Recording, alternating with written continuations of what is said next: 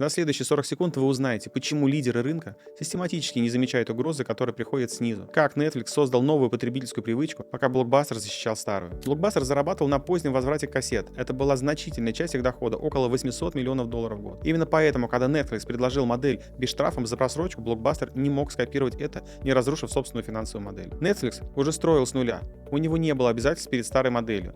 Поэтому он мог строить вокруг того, что нужно клиенту. Удобство без штрафов, доставка домой, а потом стриминг, шаг за шагом создавая новую привычку потребления. Когда Blockbuster наконец решил меняться, то было слишком поздно. Это история о том, что защищать существующее всегда проще, чем создавать новое. Но именно создание нового – это то, что определяет, кто выживет через 10 лет. Именно поэтому я смотрю не только на текущие показатели системы, но и на то, какую новую потребность или привычку она создает. Потому что именно это становится конкурентным преимуществом, которое невозможно скопировать быстро. Переходите по ссылке в закрепленном комментарии, там вы найдете материал «6 основ устойчивой счастливой жизни. Диагностика по каждой из 6 сфер и первый шаг именно для вас».